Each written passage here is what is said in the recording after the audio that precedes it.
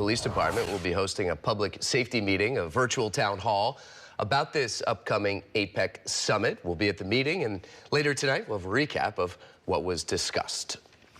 A lot of the conversation surrounding APEC has understandably focused on things like traffic, security headaches that people can expect. But what does the city of San Francisco actually get out of this economic summit? That's Good question. Yeah, Crown 4's Catherine Heenan is here now with more on the argument that people here should look at the bigger picture and care about it. Catherine. Yeah, well, we have heard San Francisco will be packed with leaders from all over the world, including President Biden, China's president. They are expected to meet and talk on the sidelines at some point. The city will be the backdrop to talk about economic growth and trade issues. Leaders of 21 countries, they call them economies, will be getting together. The world will be watching, for better or worse. And as to the question of whether it is a big deal, our political analyst Michael Yockey says yes. Yes for the economy, yes for President Biden, and yes for the city itself. For San Francisco, it's certainly a big deal. It's going to bring a lot of revenue and a lot of attention from the world here. But for President Biden, it's a big deal for a couple of reasons. One, it gives him a respite from all the domestic stuff that's going on. He gets to be essentially the leader of the free world and play that role. And secondly, this is the future, really, of the American economy.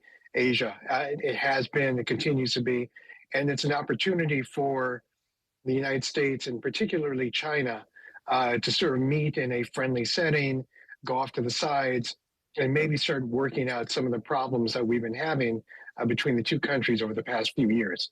As Michael indicates there, the headline event will probably be that expected meeting between President Biden and China's president. He says the international conferences like APEC can be legacy makers for presidents, but he also points out that history suggests it does not always mean anything when it comes to elections.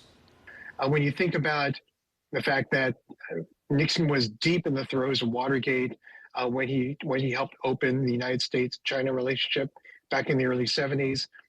Jimmy Carter had brokered the Camp David Accords that brought peace between Israel and Egypt in 1978. Great accomplishments, things that they are remembered by, but did it have any impact on their election? Probably very little. I also asked Michael what Mayor London Breed might get out of this. She probably won't love his answer. If anything goes wrong, Michael says it will reflect on her. If everything is fine, if it goes well, San Francisco will look good and get the credit, probably not so much the mayor. So in that sense, kind of a no-win, although city leaders probably just want it to go smoothly. Well, and I know the mayor has really been wanting for more conferences, more, events to come back, and with APEC, and now we know Dreamforce is coming back next year as well. Right. We've got the NBA All-Star stuff coming up in 2025, so I feel like, they're doing something right now. Yeah, they're happy. All right, thanks, Catherine.